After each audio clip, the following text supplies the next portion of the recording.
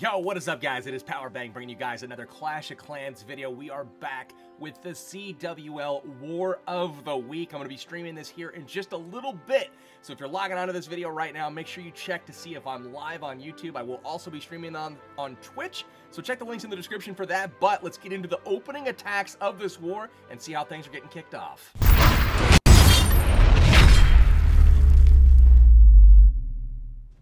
Alright, so we have a hot start for both clans right now. WHF putting up 10 stars in 4 attacks. War and Glory coming out perfect. 6 stars in their first 2 attacks. Let's go ahead and take a look at the war events so far. Look at that, a whole bunch of 3 stars in a row. And of course, WHF kicks off the war with the dreaded 99% 1 star. So a little bit of tough luck on that one for Arwan, but that's okay. He came back, made good on his mistakes here 6 minutes later. Let's go ahead and watch the first 3 opening successful attacks for WHF, and then I'm going to put this video online, let you guys know that I will be streaming this if you guys want to watch the War of the Week as voted on by you, the fans, and we'll be hanging out here for the majority of the evening. So that being said, Arwan coming in with the, this is going to be kind of a, I have a feeling, I haven't watched these attacks yet, but I have a feeling this is going to be a stoned, what do we call this? Stoned hobo. Yes, with the hogs and the bowlers here,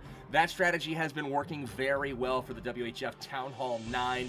Staying away from air, I'm guessing, a little bit this episode, especially with how quickly they have been going in and getting these attacks done. As you can see, it's kind of like building a general army and then just doing work. Poison Spell taking out the Witch and all of the CC troops over there, and those Wizards just doing a great job on the flanks, taking out all of that garbage building.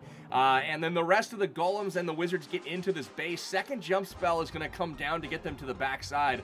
So everything looking really, really good so far. The Queen and the King are backing everything up. There's that jump spell, and here comes the Rage. He still has a heal spell as well. You'll see that come down for the kill squad, not the Hogs, because quite frankly, they're not going to need a whole lot of healing power with how much damage this kill squad's going to be able to do to the base. As you can see, a little bit unorthodox in the design with those Teslas on the outside of the base, as well as many wall segments here that are keeping the deployment kind of away from the sides of the base. So looking like the Queen, King, and bowlers have cleared out the entire inside of the base. Not a single hog has been deployed yet. So here we have the hogs coming in, doing a little bit of tanking, but I believe we've got some swag, guys. A little bit of swag. 12 hog riders left over right now. Yeah, I'd say this was smashed. Not a bad attack here at all from Arwan. Has been really kicking butt lately, but here comes a few hog riders from all over the map. So getting it done here with the swag. Arwan rubbing it in a little bit on these opening attacks. Let's go ahead and look at the next few, and 3PL is going to be next up. 3PL known for this exact attack strategy, and he is kind of what has popularized this in the WHF clan. So 3PL with 2 attacks. Wow, look at that. Look at the timestamp. 7 minutes apart. 3 stars on both of them. So he's going to take out Revenge first. Let's go ahead and watch the attack. There it is, guys. Look at the army composition. 3 golems, or rather 2 golems in this one, 13 wizards, and he is going to, or no, 3 golems. There's 1 on the field already. I was going to say, he always brings 3 golems. I would have been shocked if he brought 2, but there is the 1 golem on the corner. The wizards are going to take care of that king and then work on the funnel on that side of the base. Golem's health going down kind of quickly.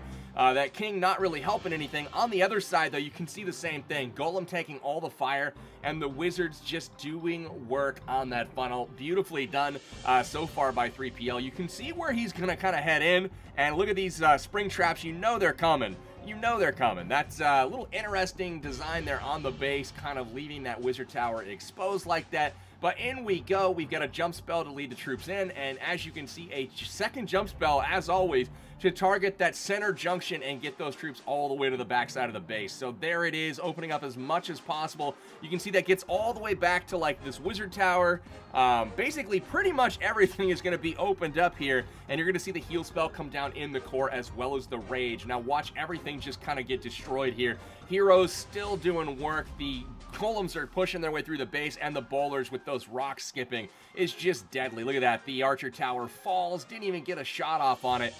But here we go. Golem's trying to get through the wall. Not really super helpful there, but, you know, it's all right. So, last archer tower on the top is down. Now we just have this quadrant on the right side, but luckily, still 13 hogs in the bag. Just like the last attack, guys. This attack is extremely good. One hog right there triggers the giant bomb. And now he can just be patient, wait for this queen to kind of clean up on the bottom here, which she's doing. And then she is going to go ahead and get that archer tower as well after the town hall's down. But perfect deployment of the giant on the backside. That is there to tank for your hogs as they push in through the backside of the base. And he just deploys them so he's, you know, able to target everything. That queen's still tanking the archer tower. Whole bunch of hog riders left over on this one. They're going to get to the end of the base here. Not a whole lot left to go. 3 of them swag, not even deployed onto the battlefield. 3PL is going to drop those from around the map as well. And it is looking pretty strong coming out of the gates here for WHF. Now, if we do have a live, which we do right now, we will catch those on the stream. We'll watch these live as they happen. War and Glory, though, taking the lead right now. You know this is going to be a hard-fought war from both sides. Look at the 3 stars from both sides. WHF rattles off 3 in a row. War and Glory comes back. They rattle off 3 in a row. Pretty dang perfect so far from both clans, except for R1 there with the 99% 1 star. I'm watching you, man. I'm watching you. Anyways, R1 not able to get it done on that opening attack. Kind of a heartbreaker, but 3PL gapping off the 6-pack like literally 18 minutes into the war or something crazy. That is insane. So 3PL starts again. Same attack strategy, guys. I will kind of theme this video after the Stone Hobo here. Bringing in a whole huge kill squad with the double jump, getting all the way to the backside of the base. And as you can see, with these outer wall segments like this, it's very advantageous for this type of attack because you can take out everything in the guts of the base without really worrying about, you know, having to you know, have stuff die off, because it's going to push through, it's going to make it through just fine. A whole lot of horsepower there with all of those wizards kind of going in. Ooh, big time giant bomb over there, takes out all of the wizards on this side. That was a little bit rough. But it's okay. Here comes the first jump spell. You're going to see 3 golems right now, unbroken, and they are going to start to head into this base. So here we go. Here comes the CC. Poison spell waiting for them, and the bowlers heading in from the kill squad right now. They are taking out these buildings, pushing into the base, and now it is time for that rage spell to come down in the core, as well as the heal. That's going to keep everything alive. Now watch the bowlers here, the rocks. I mean, it's just devastating. The skip damage that they do. There is the heal that's going to kind of keep everything going, and the queen kind of taking a little bit of a walk here. Let's see if she goes back into the core. It does look like she is going to, you know, beat some walls for a little bit, it looks like. So bowlers having to carry the load here, and they are able to take down quite a bit. They're going to get this final archer tower on that side down. Skip damage doing some damage to the backside, but it does look like the queen is going to have to, you know, have some help this time from the hogs. In the last couple of raids, wasn't really needed, so here it is. Here comes the hogs being tanked for by that giant. That is so crucial. That allows the hog riders to build up the momentum going through the backside of this base. As you can see, they are barely touched right now, and he still has 4 of them to go. You're going to see 1 come to the archer tower and a few to the Tesla, I believe. That keeps them kind of spread, but at the same time, he is not even going to need it. Uses the ability, takes out the Tesla, takes out the archer tower, takes out the wizard tower, and then on to the Tesla. Still able to swag a hog, even though the queen didn't make it in with the kill squad. Looking pretty freaking good there for 3PL. Gotta love it.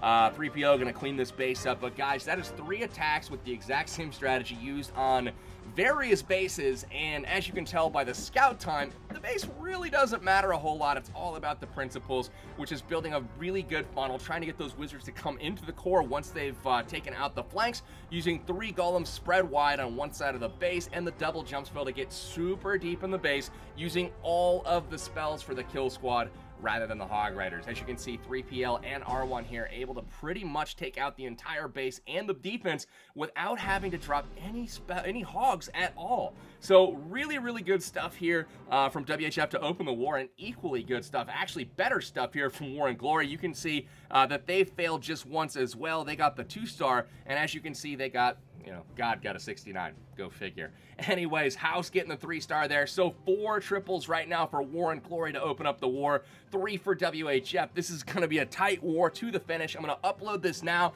and I will be streaming this war this evening, 7 o'clock Pacific time, till 10 o'clock or later-ish. We'll see what happens. But anyway, guys, I hope you can be there. It's going to be super fun. We also have some people following me up. I believe Adam from War and Glory will be streaming, as well as King of the North tomorrow to close out the war. We also have One Dom Blonde that may be streaming. I don't know what her schedule is like. I haven't heard from her. But there is going to be a lot of coverage of this war. It is the war of the week. Thank you guys so much for tuning in. If you liked the video, smack the like button for me, and I will be back tomorrow with another Clash of Clans video. Take care, guys. Have a good one. Powerbang out.